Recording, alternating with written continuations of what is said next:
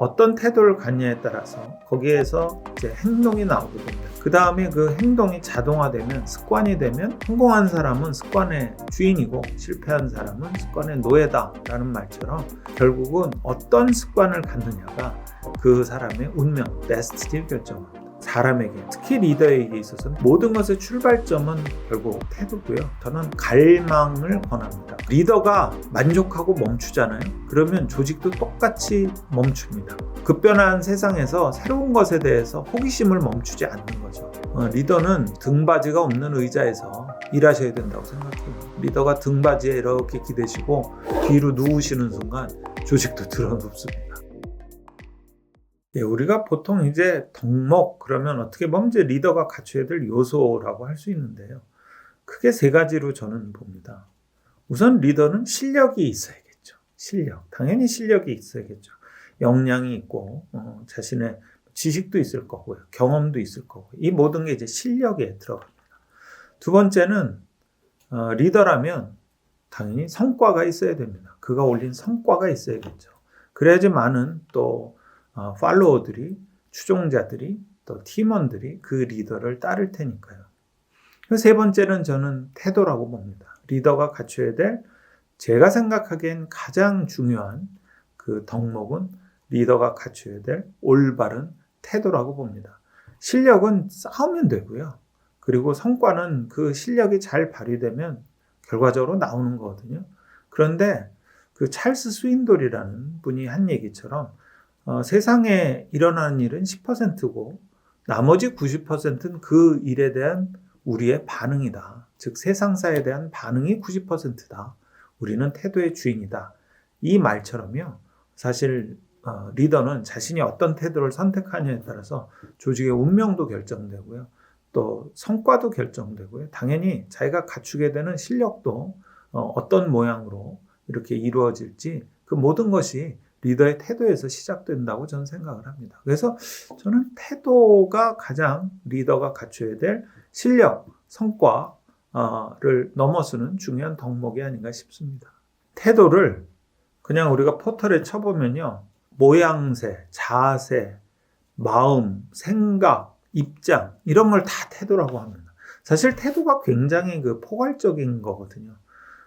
우리가 어떤 태도를 갖냐에 따라서 어떤 애티튜드를 갖냐에 따라서 거기에서 이제 행동이 나오게 됩니다. behavior. 그 다음에 그 행동이 자동화되면 습관이 되면 우리가 그걸 커스텀이라고 부르고요. 성공한 사람은 습관의 주인이고 실패한 사람은 습관의 노예다라는 말처럼 결국은 어떤 습관을 갖느냐가 그 사람의 운명, 데스티니를 결정합니다.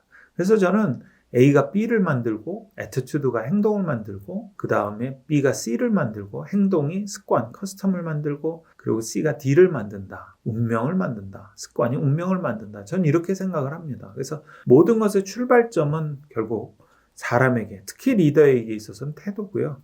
이 태도라는 말이 좀 재밌는 게 우리가 흔히 하는 얘기가 그 태도가 불량하다. 이 좋고 나쁨을 담는 그 좀 가치 판단이 태도엔 들어가요.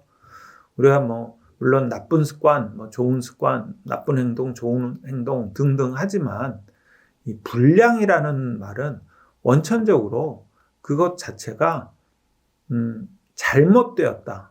아주 그 본원적으로 잘못되었다.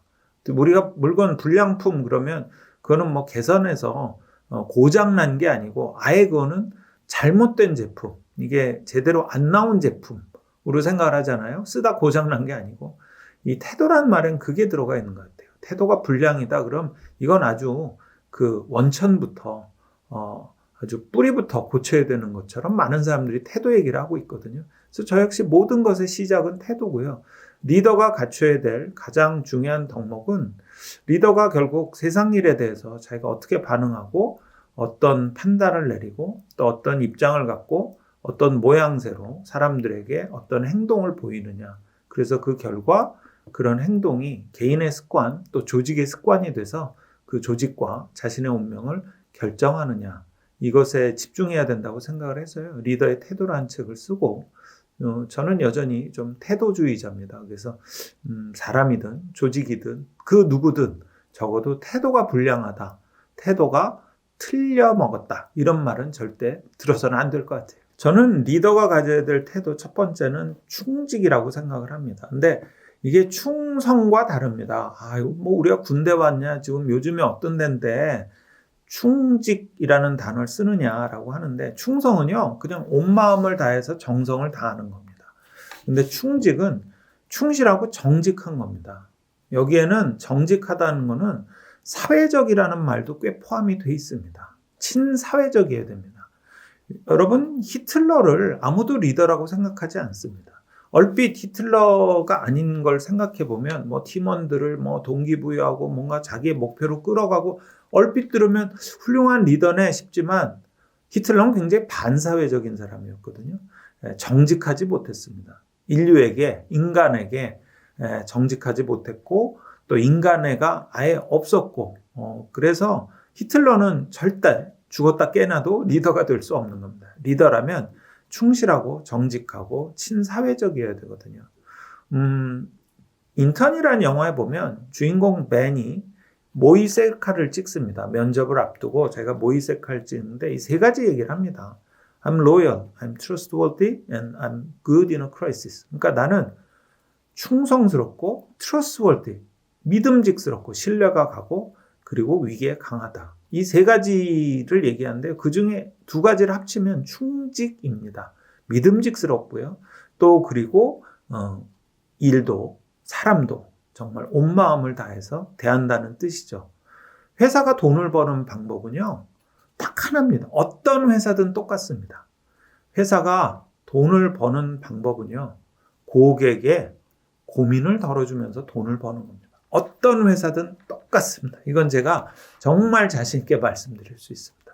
고객에게 고민을 얹어주면서 돈을 버는 회사는 없습니다. 고객이 느끼지 못했던 고민을 깨닫게 해서 그 고민을 해결해 주면서 돈을 버는 경우도 있죠. 그런 경우 우리가 시장을 창출했다고 하죠.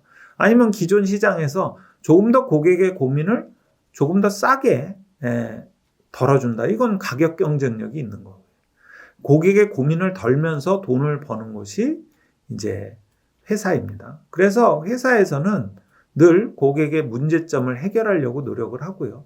그러다 보면 막연히 그게 그냥 우리가 뭐 열심히 궁리해서 하자 이걸 떠나서요. 진짜 고객의 고민이 뭘까? 진심으로 진정성을 가지고 아주 충직하게 고민을 하고 그것을 해결해 주려는 정말 0.0001리터의 그 끝 방울까지도 공을 다 하는 그런 충직함이 있을 때 그 회사든 또 그 안에 리더와 또 여러 팀원들도 좋은 성과를 거둘 수 있을 겁니다. 리더가 가져야 될 두 번째 태도로는 저는 갈망을 권합니다. 갈망. 그러니까 정말 너무 갈증이 나서 너무 목이 말라서 정말 그 어떤 바람이 정말 곧 이게 너무 목이 탄 거. 정말 너무 허기가 진 거. 예전에 히딩크라는 감독이 늘 나는 아직도 배가 고프다 그랬잖아요. 그 늘 허기지고 늘 배고프고 목마르고 이것이 저는 리더에게 필요한 굉장히 중요한 태도라고 생각을 합니다. 리더가 만족하고 멈추잖아요. 그러면 조직도 똑같이 멈춥니다. 리더가 힘든 자리가 그래서 그런 거죠. 근데 여러분들 만약에 나는 리더 안 될래. 그런 분들 요즘 참 많죠. 리더 굳이 뭐하러 피곤하게 리더가 돼서 무엇 하나. 그러면 리더를 안 하시면 되고요. 또 설사 리더라 하더라도 난 그렇게 피곤하게 안 살래. 그러면 그 왕관의 무게가 무거우시면 왕관을 내려놓으시면 됩니다. 근데 저는 적어도 그 세상을 살면서 여러분들이 물론 여러분들이 혼자 열심히 사시는 것도 너무도 훌륭한 리더입니다. 훌륭한 셀프 리더인데요. 그래도 여러분들이 선한 영향력이나 이 세상에 태어나서 한 번은 내 삶인데 그 누군가에게 계속 도움을 주고 또 그들에게 내가 좋은 영향을 끼치고 롤 모델, 여기서 롤이 역할이잖아요. 역할 모델이 되어주는 것이 굉장히 의미 있다고 생각을 합니다. 나 혼자 살라고 이 세상에 태어난 건 아니다. 저는 가끔 그런 생각을 하거든요.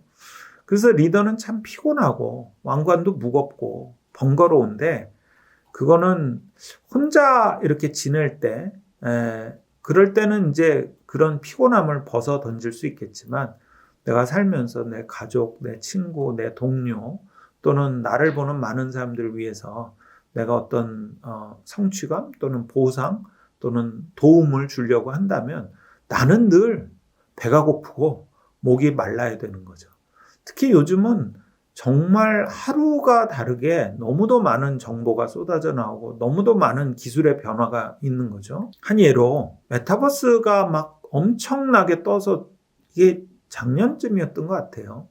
그런데 메타버스를 아예 진짜 메타버스에 저 같은 경우는 미음자도 알기 전에 인공지능이 나왔어요. 그런데 지금의 어떤 조직이나 기업을 잘 운영하는 분들 보면 메타버스가 나왔을 때 빨리 습득하시고 그 원리를 빨리 익히시더라고요. 늘 배가 고프고 늘 목이 마르고 급변한 세상에서 새로운 것에 대해서 호기심을 멈추지 않는 거죠. 리더는 등받이가 없는 의자에서 일하셔야 된다고 생각해요. 리더가 등받이에 이렇게 기대시고 뒤로 누우시는 순간 조직도 들어눕습니다. 리더는 등받이 없는 의자, 심지어 제일 높은 리더, 혹시 이거 보시는 사장님 계시면 그 사장님은 의자 없이 일어나서 일하셔야 돼요. 하루 종일 서서.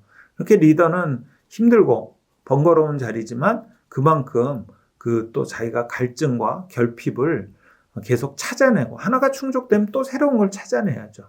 그리고 그 대신 자기가 만들어 놓은 성과나 결과는 또 나누어 주는 거고요. 그래서 갈망 그러면 보통 그냥 끊임없이 도전하는 사람을 생각하기 마련인데 거기에서는 내가 계속 새로운 갈증을 찾는다는 의미가 있고요. 이미 내가 이뤄놓은 것은 자꾸 나누어 주셔야 됩니다. 자꾸 나누면서 또 나는 더 고독하게 늘 새로운 갈증을 찾아서 그 갈증을 채울 방법을 찾으면 그것을 또다시 동료나 구성원, 팀원, 주변과 나눠야 되는 거죠. 이렇게 생각하시면 될 것 같아요. 사막에서 내가 너무 목이 말라서 오아시스를 찾았잖아요. 그럼 그 오아시스는 다른 사람들에게 알려주시고 그들이 목을 축이게 하고요. 내가 찾은 거니까 그리고 이렇게 퍼질러 앉아서 나 혼자 물 먹지 마시고요. 리더는 또 새로운 오아시스를 찾아서 그 부글에 목마른 사람들에게 또 오아시스를 파줘야 되는 거죠. 급변하는 세상에서 리더가 멈추지 않아야 될 태도는 늘 결핍을 찾아서 그것을 채우고 그 채운 결과물을 다시 구성원들에게 나눠주는 그런 갈망의 태도라고 생각을 합니다.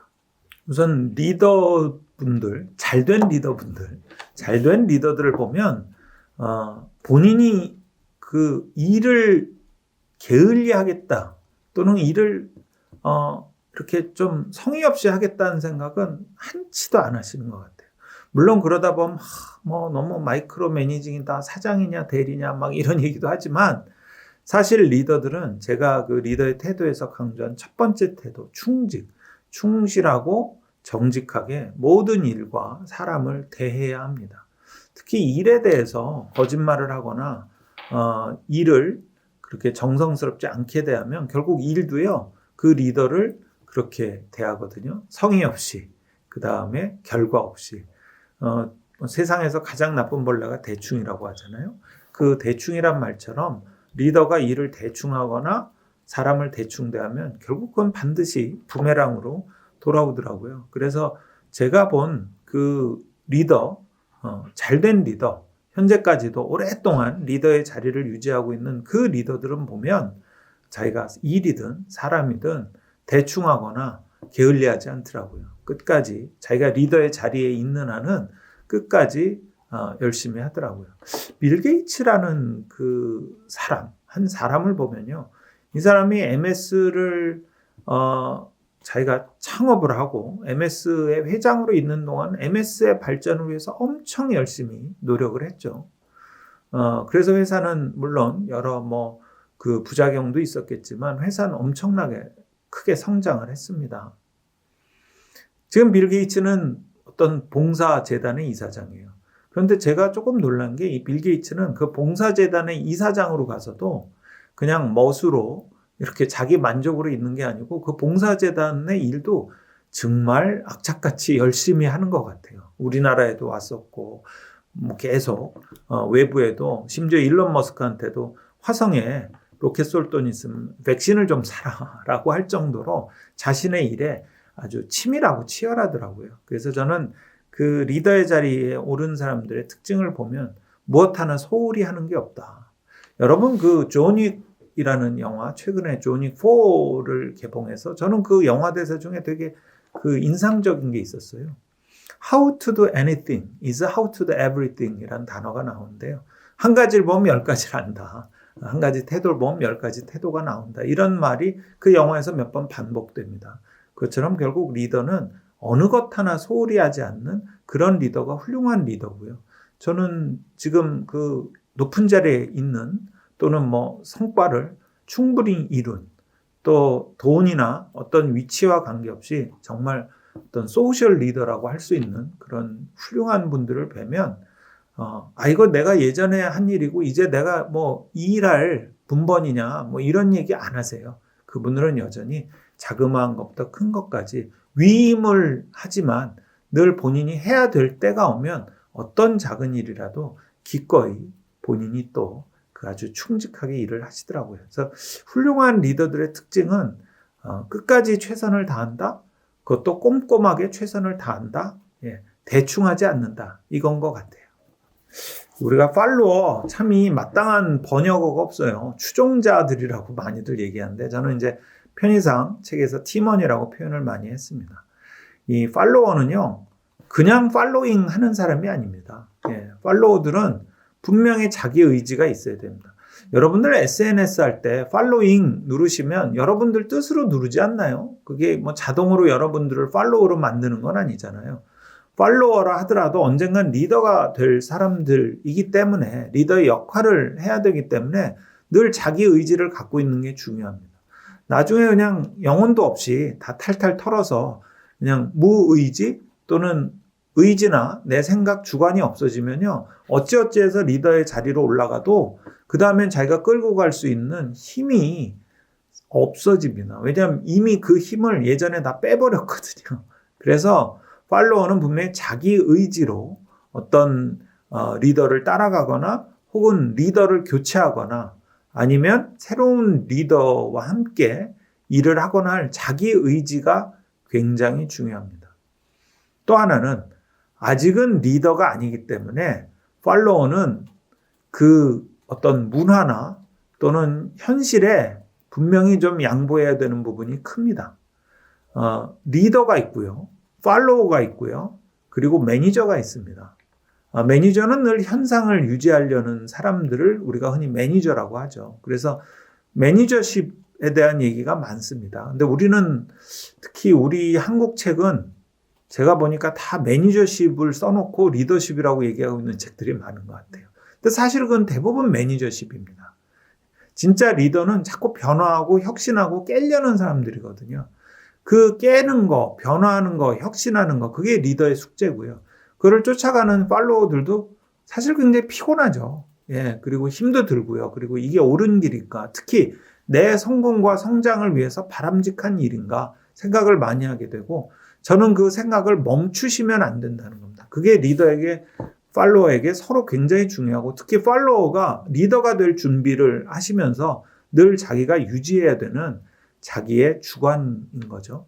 그래서 이름이 팔로워지만 여러분들 SNS 할 때, 팔로잉 할 때 내가 그래도 엄지로, 검지로 눌러서 내가 결정하는 것만큼 여러분들도 팔로워라고 해서 수동적인 팔로워가 아니고 적극적인, 능동적인 팔로워라고 생각을 하시면 됩니다. 리더는요, 고정돼 있지 않아요. 여러분들, 내가 이 사람과 평생 가야 되나? 물론 기업이 조그맣거나 규모가 적거나 할 수 없이 이 사람과 뭐 오래도록 관계가 가서 이 리더와 일을 해야 될 때도 있겠죠. 그런데 그 또한 역시 그 리더 또한 사라지고요. 물러납니다. 그럼 여러분들이 그때 리더가 되실지 아니면 여러분들이 또 새로운 리더 밑에서 여러분들은 여전히 팔로워에 머무실지, 그건 여러분들이 팔로우를 하시면서 얼만큼 자기 의지를 유지하느냐에 따라 달라집니다.